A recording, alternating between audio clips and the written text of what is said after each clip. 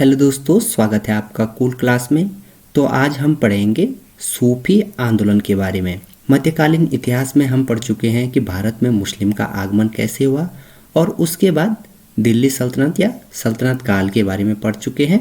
और इन्हीं शासकों के शासनकाल के दौरान कुछ धार्मिक आंदोलन उभर कर आते हैं, जिसमें से प्रमुख थे सूफी आंदोलन और भक्ति आंदोलन। और आज हम मुख्य रूप से सूफी आंदोलन के बारे में पढ़ेंगे। सूफी आंदोलन को अगर हम एक परिचय के तौर पे समझने का प्रयास करते हैं तो जो इस्लाम धर्म था उसमें बाद में क्या हो गया था, कुछ आडंबर कुरीतियाँ इनका विकास हो गया था।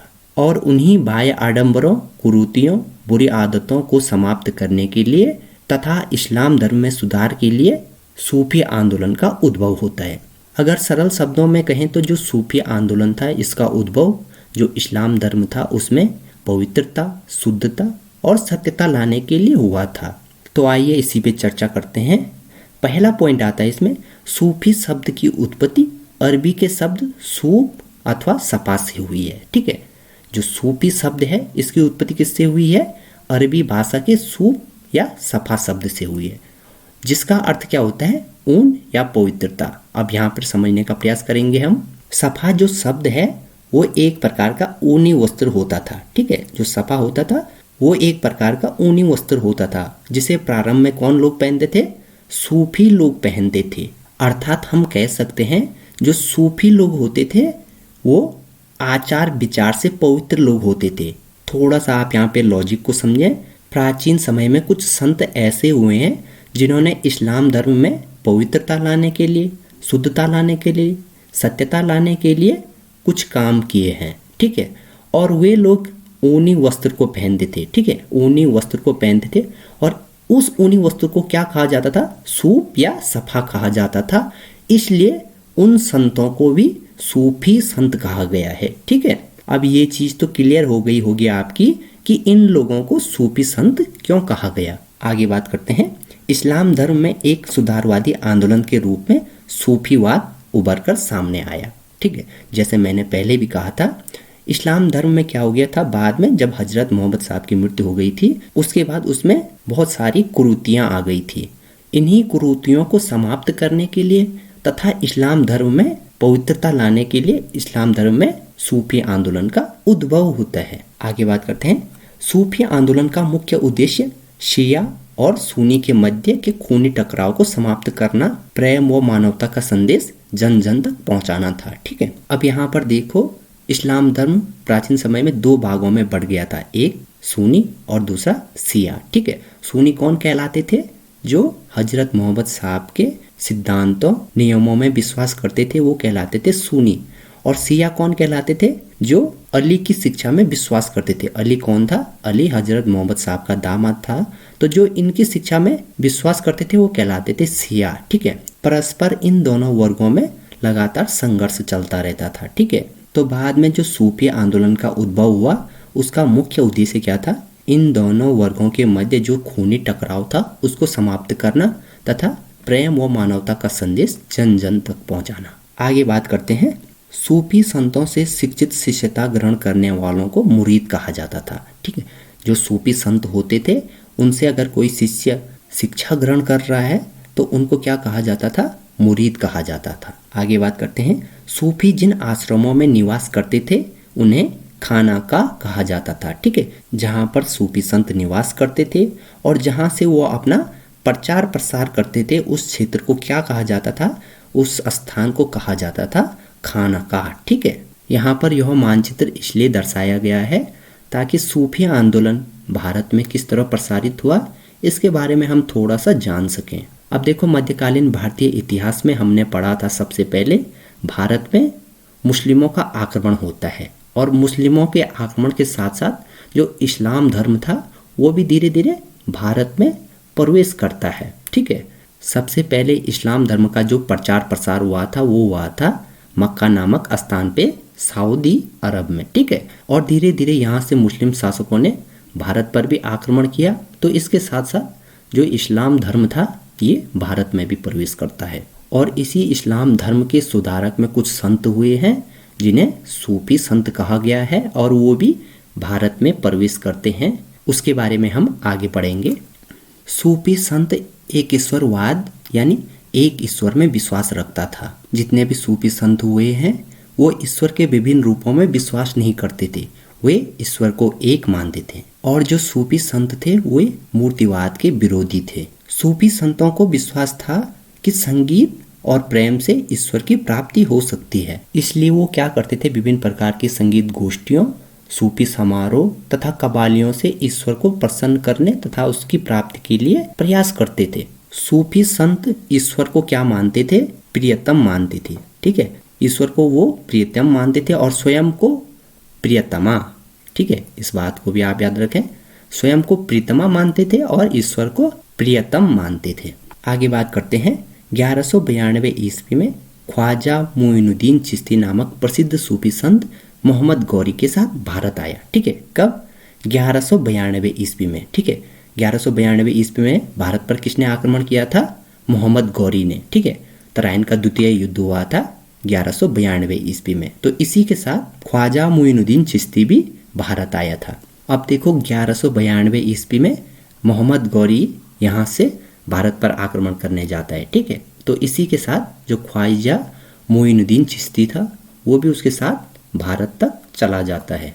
हालांकि भारत के सीमावर्ती क्षेत्रों तक प्रवेश करने वाला प्रथम सूफी संत शेख इस्माइल था। ठीक है, और यह भारत के लाहौर क्षेत्र तक आया था। उस समय पाकिस्तान भी भारत का हिस्सा था। तो जो शेख इस्माइल था वो महमूद गजनवी ने जब भारत पर आक्रमण किया था तो उस समय आया था कहाँ तक?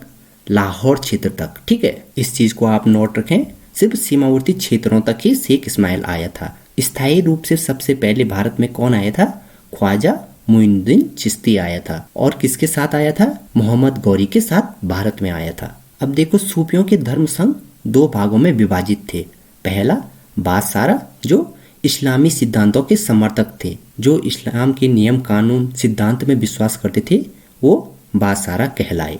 दूसरा बेसारा जो इस्लामी सिद्धांत से बंधे हुए नहीं थे, अर्थात जो इस्लाम के नियम कानून और सिद्धांत थे उनके समर्थक नहीं थे, तो वो क्या कहलाए? बेसारा कहलाए। ठीक है, आगे बात करते हैं। अबुल फजल के अनुसार 14 सूफी संप्रदाय या सिलसिले प्रचलित थे। जो संप्रदाय है उसको कहीं जगह पे सिलसिला भी लिखा रहता है। ठीक है, क्या चीज?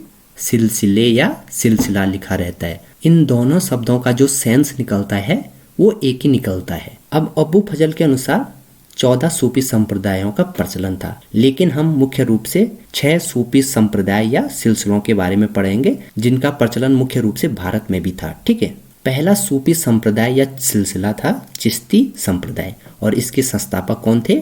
ख्वाजा मोइनुद्दीन चिश्ती। उसके बाद सुहरावर्दी और इसके संस्थापक कौन थे? सिहराबुद्दीन उमर सुहरावर्दी। ठीक है, उसके बाद अगला आता है नक्शबंदी संप्रदाय और इसके जो संस्थापक थे वो कौन थे? ख्वाजा वाकी बिल्लाह। उसके बाद अगला आता है फिरदौसी संप्रदाय और इसके जो संस्थापक थे शेख बदरुद्दीन समरकंदी। ठीक है, और आगे आता है सतारिया संप्रदाय, इसके संस्थापक थे शेख अब्दुल्ला सतारी। और इस क्रम में लास्ट आता है कदारिया संप्रदाय, इसके संस्थापक थे शेख अब्दुल कादिर जिलानी। ठीक है, अब देखो बहुत सारे एग्जाम में तो इसी से क्वेश्चन पूछा जा सकता है कि सूफी आंदोलन के अंतर्गत चिश्ती संप्रदाय के संस्थापक कौन थे या सुहरावर्दी संप्रदाय के संस्थापक कौन थे। तो आप लोग भी इस चीज को नोट करिए और याद करने का प्रयास कीजिए। अब आगे हम इन संप्रदायों से एक एक दो पॉइंट समझने का प्रयास करते हैं। चिश्ती संप्रदाय, पहला पॉइंट आता है इसमें, भारत में सबसे पहला वो प्रसिद्ध लोकप्रिय संप्रदाय था। ठीक है, जो चिश्ती संप्रदाय या सिलसिला था वो भारत में सबसे पहले वह प्रसिद्ध लोकप्रिय संप्रदाय था। इसके संस्थापक कौन थे? ख्वाजा अबू अब्दाल चिश्ती थे। जो चिश्ती संप्रदाय था इसके संस्थापक कौन थे? ख्वाजा अबू अब्दाल चिश्ती थे, जिन्होंने ईरान फारस के क्षेत्र में इसकी शुरुआत की थी। कहाँ की थी? ईरान फारस के क्षेत्र में। लेकिन भारत में इसकी शुरुआत किसने की? ख्वाजा मोइनुद्दीन चिश्ती ने की। ठीक है, और ये किसके साथ भारत आए थे? मोहम्मद गौरी के साथ भारत आए थे। आप इस चीज को नोट करिए। देखो मैं हर बार बोलता हूँ कि अगर आप किसी चीज के बारे में पढ़ रहे हो तो अपने साथ पेन और कॉपी जरूर रखें। ठीक है, और इससे एक चीज होती है, सुनने के साथ साथ अगर हम लिखते हैं तो वो चीज हमें अच्छे से याद रहती है। ठीक है, तो आप जब भी पढ़ाई करते हो तो अपने साथ पेन और कॉपी जरूर रखें। जहाँ पर आपको लगता है इम्पोर्टेंट पॉइंट है उस चीज़ को आप नोट करते जाइए। तो हम बात कर रहे थे चिश्ती संप्रदाय की। इसके जो संस्थापक थे ख्वाजा अबू अब्दाल चिश्ती थे, ठीक है। इन्होंने ईरान और फारस के क्षेत्र में इसकी शुरुआत की थी, लेकिन भारत में चिश्ती संप्रदाय की जो शुरुआत की थी वो किसने की थी? ख्वाजा मोइनुद्दीन चिश्ती ने की थी। आगे बात करते हैं 1192 ईस्वी में ख्वाजा मोइनुद्दीन चिश्ती नामक प्रसिद्ध सूफी संत मोहम्मद गौरी के साथ भारत आया था, ठीक है। जो मोइनुद्दीन चिश्ती था वो 1192 ईस्वी में मोहम्मद गौरी के साथ भारत आया था। 1192 ईस्वी में मोहम्मद गौरी ने पृथ्वीराज चौहान के विरुद्ध एक युद्ध किया था, तराइन का द्वितीय युद्ध। तो उसी दौरान ख्वाजा मोइनुद्दीन चिश्ती भी भारत आया था। ऐसा नहीं है कि जो ये संत था ख्वाजा मोइनुद्दीन चिश्ती ये भारत आने वाला पहला सूफी संत था। इससे पहले जब महमूद गजनवी ने भारत पर आक्रमण किया था तो उस समय शेख इस्माइल नामक सूफी संत उसके साथ लाहौर क्षेत्र तक आया था। स्थायी रूप से भारत तक तो नहीं आया था, लेकिन लाहौर क्षेत्र तक आया था, ठीक है। आगे बात करते हैं। उन्होंने अपनी शिक्षाएं देने के लिए अजमेर को मुख्य केंद्र बनाया। जो ख्वाजा मोइनुद्दीन चिश्ती थे वो भारत आके उन्होंने जो अजमेर था राजस्थान में पड़ता है तो इसको अपना मुख्य केंद्र बनाया और इसी अजमेर नामक क्षेत्र से इन्होंने अपने संप्रदाय सिलसिले का प्रचार प्रसार किया, ठीक है। एक और बात आप याद रखें, जो ख्वाजा मोइनुद्दीन चिश्ती थे इनका दरगाह भी कहाँ है? अजमेरी में है, ठीक है। दरगाह किसे कहते हैं? जहाँ पर इन सूफी संतों को दफनाया जाता है तो उस चीज को कहते हैं दरगाह, ठीक है। आगे बात करते हैं। उनके प्रमुख शिष्य में शामिल थे नागौर के शेख हमीदुद्दीन और कुतुबुद्दीन बख्तियार काकी, ठीक है। कुतुबुद्दीन बख्तियार काकी के बारे में कहा जाता है कि जो गुलाम वंश का संस्थापक था कौन? कुतुबुद्दीन ऐबक, ठीक है। तो वो इनसे काफी ज्यादा प्रभावित था, ठीक है। हालांकि इनका आगमन तब भारत में नहीं था, अफगानिस्तान के क्षेत्र में इनका निवास था, पर फिर भी कुतुबुद्दीन ऐबक इनसे प्रभावित था और उसने क्या किया? इसी कुतुबुद्दीन बख्तियार काकी के नाम पर कुतुब मीनार का नाम रखा, ठीक है। अब कुतुबुद्दीन बख्तियार काकी भारत कब आता है?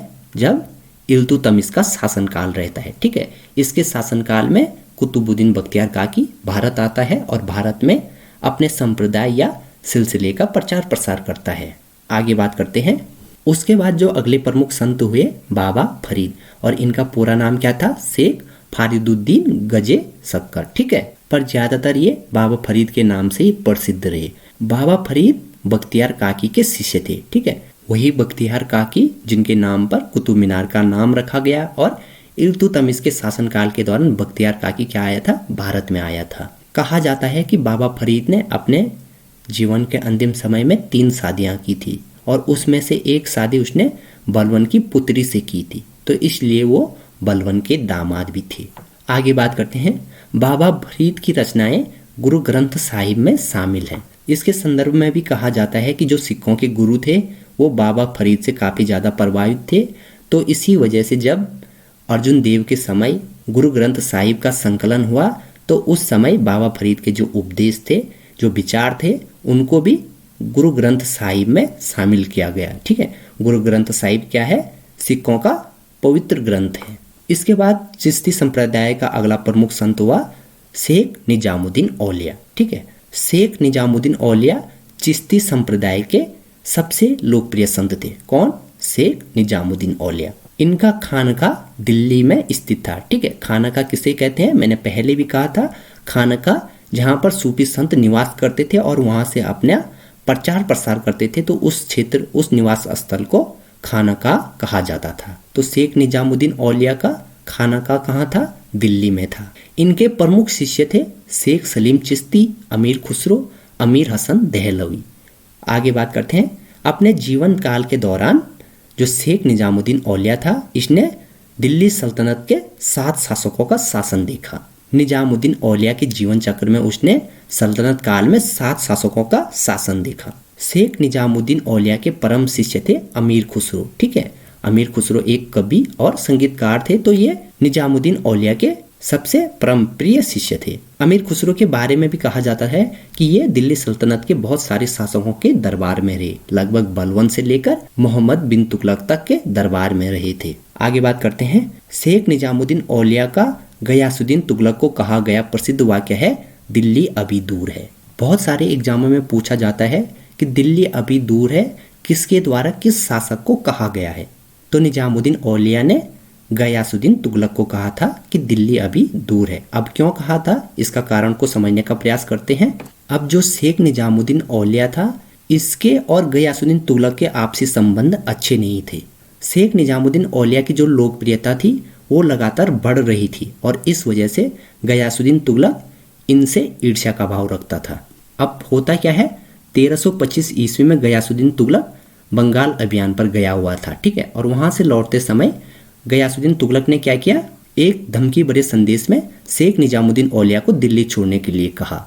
अब इसके प्रत्युत्तर में शेख निजामुद्दीन औलिया ने गयासुद्दीन तुगलक को कहा कि दिल्ली अभी दूर है, ठीक है।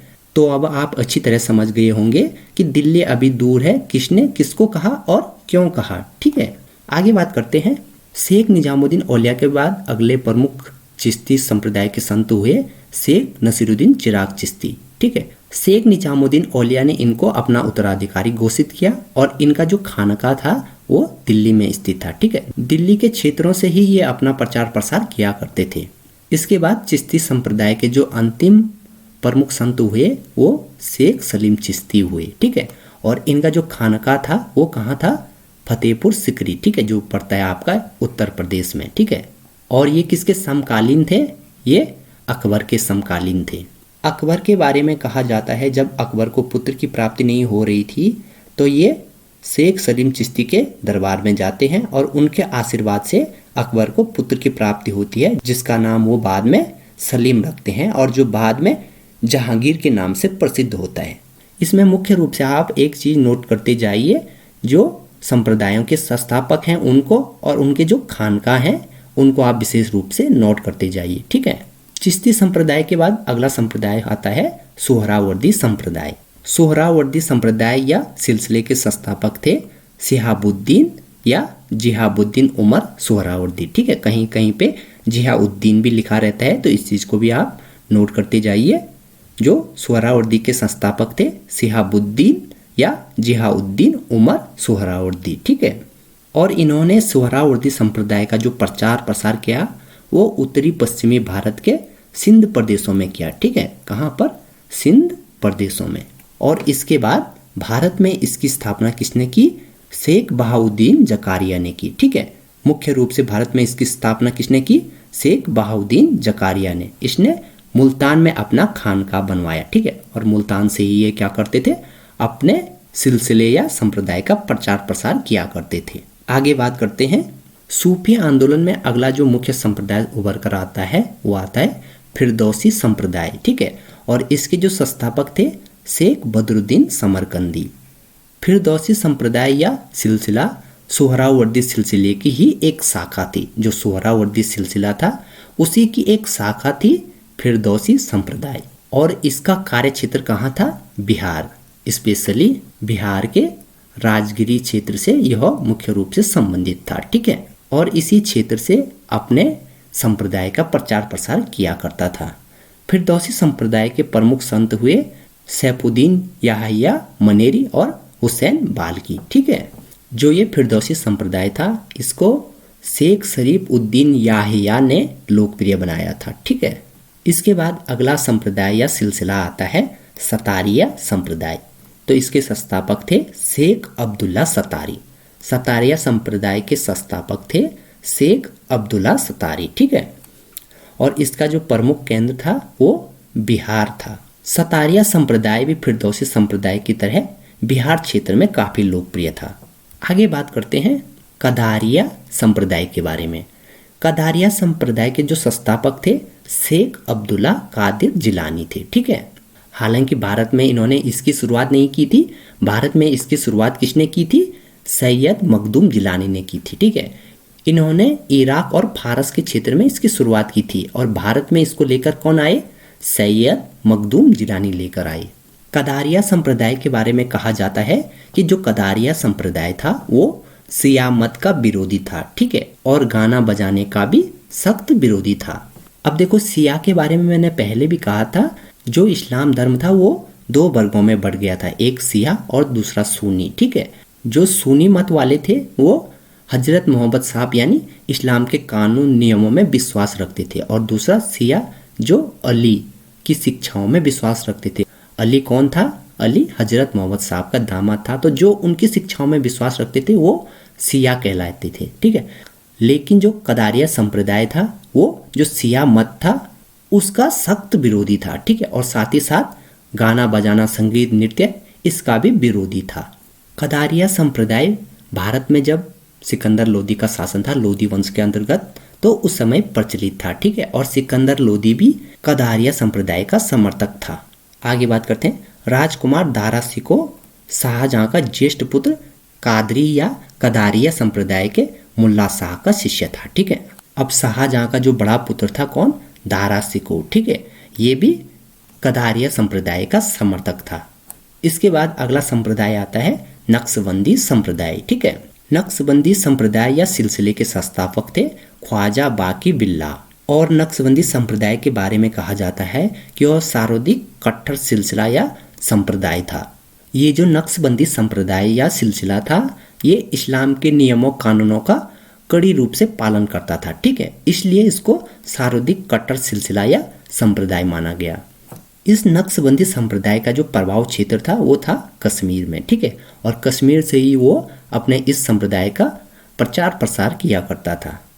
नक्शबंदी संप्रदाय के बारे में एक और बात आप याद रखें, जो ये नक्शबंदी संप्रदाय था ये भी संगीत एवं नृत्य का क्या था? घोर विरोधी था। किसकी तरह? कदारिया संप्रदाय की तरह, ठीक है। नक्शबंदी संप्रदाय के बारे में कहा जाता है कि मुगल साम्राज्य के अंतर्गत जो शासक हुए औरंगजेब, ये भी नक्शबंदी संप्रदाय के समर्थक थे, ठीक है, और इसी वजह से औरंगजेब ने अपने शासनकाल के दौरान संगीत, नृत्य, चित्रकारी आदि सभी चीज़ों को क्या कर दिया था? प्रतिबंधित कर दिया था। तो फिलहाल आज हमने मुख्य रूप से सूफिया आंदोलन के बारे में पढ़ा, किस प्रकार से इस्लाम धर्म को सुधारने तथा उसमें पवित्रता लाने के लिए सूफी आंदोलन का उद्भव हुआ, इसके बारे में भी हमने चर्चा की, और भारत में मुख्य रूप से किन संप्रदाय या किन सिलसिलों का बोलबाला रहा उसके बारे में भी हमने एक एक दो पॉइंट हर संप्रदाय से लिए।